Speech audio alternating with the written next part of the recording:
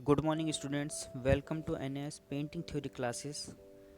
तो आज हम फोर्थ चैप्टर भारत की लोक कला का जो सेकंड यूनिट है 4.2 फुलकारी के बारे में पढ़ेंगे।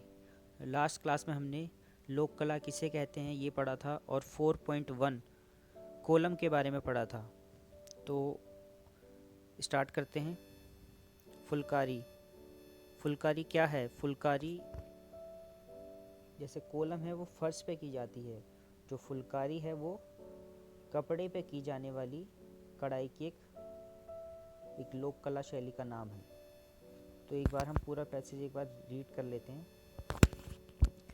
फुलकारी का वास्तविक अर्थ है फूलों का काम। यह नाम एक प्रकार की कढ़ाई का है जिसे पंजाब में प्रायः ग्रामीण महिलाएं करती हैं। यह कढ़ाई का काम छोटे बड़े कपड़े पर किया जाता है। ये कपड़े अलग अलग कामों के लिए प्रयोग होते हैं, जैसे घूंघट के लिए पहनने वाले कपड़े, चादर, बिस्तर को ढकने वाले कपड़े के रूप में प्रयोग किए जाते हैं।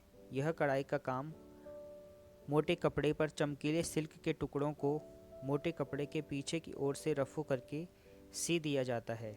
ये टाँके गिने हुए होते हैं।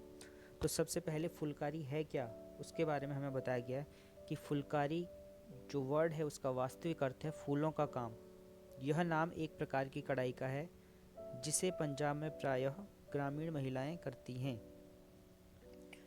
तो इसमें जो कपड़े पर हम फुलकारी करते हैं वो अलग अलग कामों के लिए प्रयोग होते हैं, जैसे घूंघट के लिए या चादर पे करते हैं, पहनने वाले कपड़ों पे भी करते हैं। तो अलग अलग जो हम कपड़े इस्तेमाल करते हैं उन पे फुलकारी की जाती है। इसमें हमें एग्जाम्पल भी दिखाया गया है इस तरह से। ये फुलकारी का एक एग्जाम्पल है। इसमें दिखाई दे रहा है आपको कढ़ाई। अब सेकंड पैसेज स्टार्ट करते हैं, पैराग्राफ। फुलकारी की परिकल्पना मूल रूप से ज्यामितीय आकार की होती है। कपड़े के चारों ओर चौकोर तथा त्रिकोण आकार की आकृति बनाई जाती है जिसमें खुशनुमा रंग की कढ़ाई की जाती है। प्रायः सरल आकृति बनाई जाती है, फिर बड़ी बड़ी आकृतियाँ बनाई जाती हैं। इसमें चौकोर, त्रिकोण तथा सीधी रेखाएं एवं टेढ़ी मेढ़ी रेखाएं अलग अलग बदलाव के साथ काटी जाती हैं। इस पूरी योजना में जिस रंग की प्रधानता रहती है वह पंजाब में पके गेहूं का स्वर्णिम रंग होता है। तो इसमें क्या किया जाता है, फुलकारी में जो हम कढ़ाई करते हैं उसमें क्या करते हैं, ज्यामितीय आकार, अलग अलग ज्यामितीय आकारों का प्रयोग करते हैं।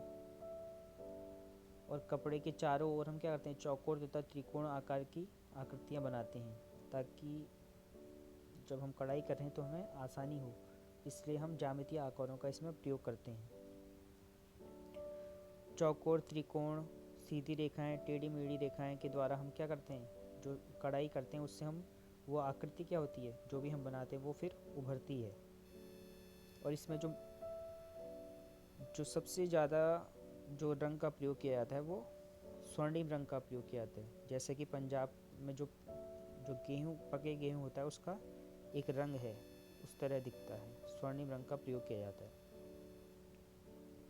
स्त्रियां पहले अलग अलग हिस्सों की बाहरी रूपरेखा को सुई से उभारती हैं और फिर एक निकटवर्ती दूसरे हिस्से को विरोधी रंगों से भरती हैं। ऊर्ध्वाकार तथा क्षैतिज भागों के कारण बहुत सुंदर एवं आकर्षक नमूने बनते हैं। ऊर्ध्वाकार और क्षैतिज, ऊर्ध्वाकार जिसे हम क्या कहते हैं वर्टिकल, और क्षैतिज हॉरिजॉन्टल। सर्वमान्य फुलकारी के कार्य की परिकल्पना परंपरावादी ज्यामितीय आकार की होती है।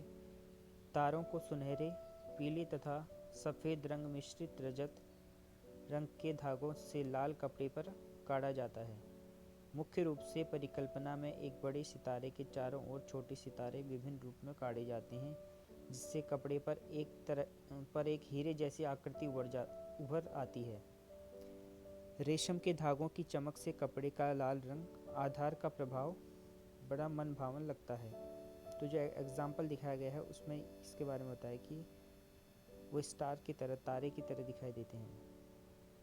इस तरह से हम ज्यामितीय आकारों का प्रयोग करते हैं और फिर उन्हें सुई से हम क्या करते हैं, कढ़ाई करते हैं। अब इसके जो पाठ्यगत प्रश्न है 4.2, फुलकारी का क्या अर्थ है? तो सबसे पहले हमने फर्स्ट पैराग्राफ में पढ़ा था कि फुलकारी का वास्तविक अर्थ है फूलों का काम। यह नाम एक प्रकार की कढ़ाई का है जिसे पंजाब की ग्रामीण महिलाएं करती हैं। फुलकारी, सेकंड क्वेश्चन, फुलकारी में कौन सी सामग्री का प्रयोग किया गया है? तो कौन कौन सी सामग्री का प्रयोग किया गया है फुलकारी में? हम क्या करते हैं? फर्स्ट पैराग्राफ में लिखा है कि हम चमकीले कपड़े तथा चमकीले सिल्क के टुकड़ों का इसमें प्रयोग किया जाता है। तो फुलकारी में मोटे कपड़े तथा चमकीले सिल्क के टुकड़ों का प्रयोग किया जाता है। थर्ड क्वेश्चन, इस कढ़ाई के काम में किस रंग की प्रधानता रहती है? ये भी हमने पैराग्राफ में पढ़ा था कि फुलकारी के काम में पंजाब में पके गेहूं का स्वर्णिम रंग, या आप सीधा भी लिख सकते हैं कि इस फुलकारी की कढ़ाई के काम में स्वर्णिम रंग की प्रधानता रहती है। लास्ट क्वेश्चन है इसका 4.2 का, फुलकारी का नमूना कैसे उभरता है? कि जो कपड़े पे हम फुलकारी जो बना रहे हैं, नमूना बना रहे हैं, वो कैसे उभरेगा? तो क्या करेंगे उसके लिए? हम चौकोर, त्रिकोण, सीधी रेखाएं तथा टेढ़ी रेखाओं से हम क्या करते हैं के द्वारा उस आकृति को उभारते हैं। तो आपको ये आज 4.2 के पाठगत प्रश्न करने हैं और ये चैप्टर एक बार दोबारा से रीड करना है। Thank you everyone.